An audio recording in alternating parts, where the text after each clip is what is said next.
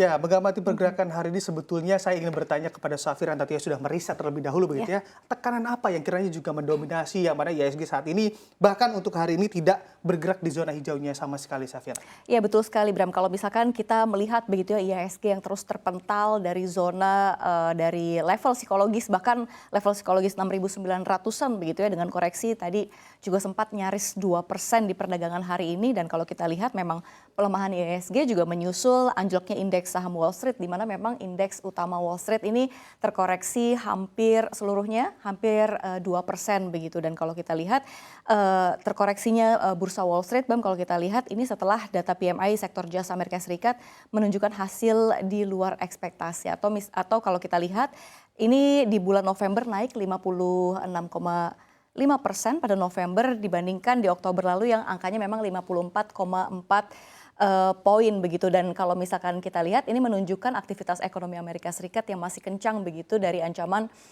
yang masih kencang laju ekonominya dan ini bisa mengancam inflasi Amerika Serikat yang masih akan tinggi atau masih akan panas begitu Bram.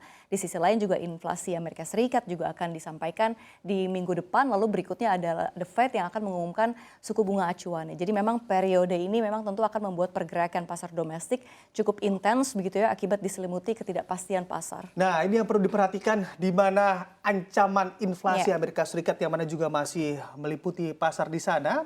Target dari The Fed tentunya di angka 2%. Nah, nyatanya juga hingga hari ini walaupun suku bunga The Fed sudah dinaikkan beberapa kali tidak terlalu berdampak juga pada angka inflasi yang mana ditargetkan hingga level 2%. Ini juga berhati-hati bahwa memang masih ada sisi hawkish dari The Fed yang mana juga akan menaikkan lagi suku bunga dari acuan bursa Amerika Serikat. Dan ini juga tentunya harus diantisipasi juga oleh para pelaku pasar, Safira. Tapi kalau kita bicara terkait sentimen yang mana juga ada dari domestik ataupun dari negara kita sendiri, apa yang tentunya membebani IHSG pada hari ini? Ya kalau kita lihat dari dalam negeri sendiri nilai tukar rupiah juga terhadap dolar Amerika Serikat kita lihat tadi juga terkoreksi pada perdagangan hari ini.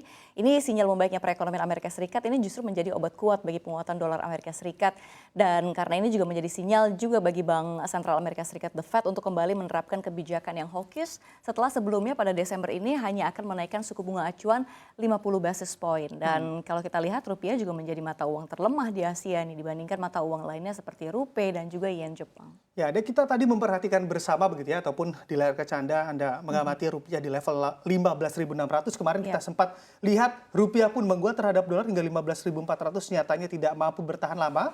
Kini juga pada hari ini justru melemah hampir 1%, 0,97% pelemahannya. Kita harapkan bersama tentunya dengan ada cadangan devisa yang ada juga Bank Indonesia masih mampu mengintervensi dari adanya pelemahan rupiah yang terjadi. Lalu kalau kita perhatikan juga Anda mengamati perkembangan dari COVID di China, tentunya ada kebijakan net zero COVID di sana.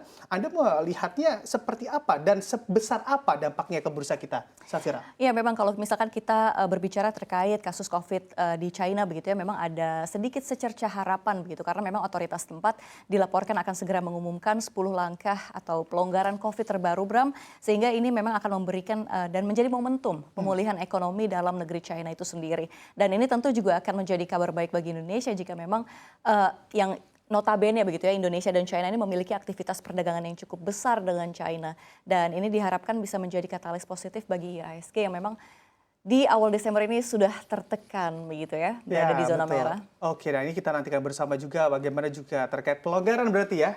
Waspada terkait juga adanya pengetatan kembali tapi kita harapkan adanya pelonggaran karena balik lagi China adalah negara tujuan ekspor terbesar kita. Betul yang mana sekali. juga andai ada pembatasan di sana kita juga banyak terpengaruhi oleh perdagangan China.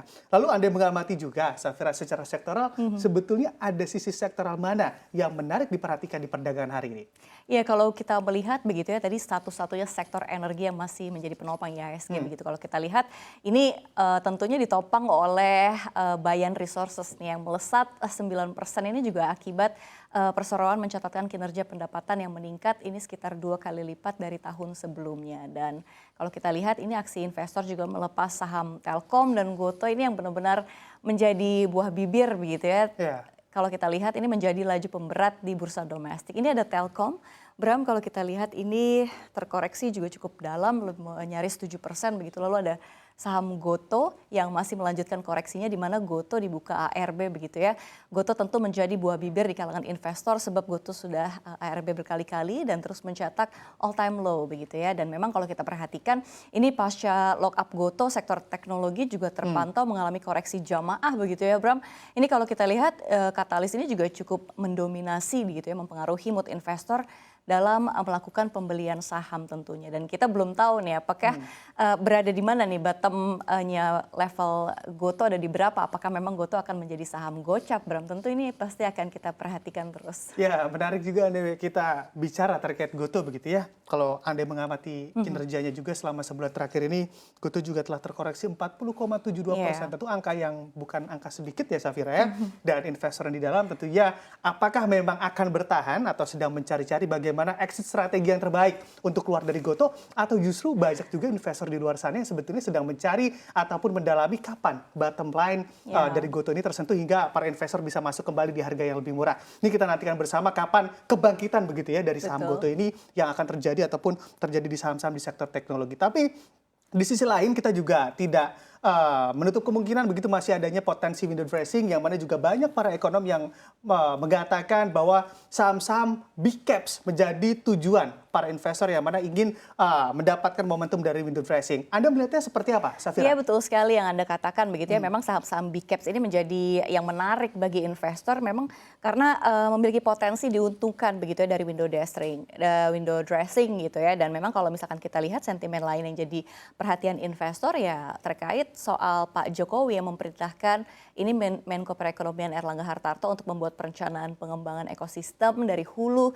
hingga hilir electric vehicle atau EV baterai sampai ke kendaraan listrik. Dan ini tentu saja akan menguntungkan saham-saham tambang yang memang siap menjalankan hilirisasi. Ya, bicara terkait hilirisasi juga ini akan tentunya memberikan pundi-pundi besar begitu ya bagi tanah air kita berkali-kali lipat. Nyata juga Pak Jokowi juga melakukan banding atas pelarangan ekspor nikel terhadap WTO. Maju tak gentar ya. Ya, maju tak gentar dan lawan. Mengatakan lawan begitu ya dengan kerasnya. Dan juga kita nantikan bersama bagaimana terkait proyeksi ataupun prospek hilirisasi dari nikel ini ke depan, Safira.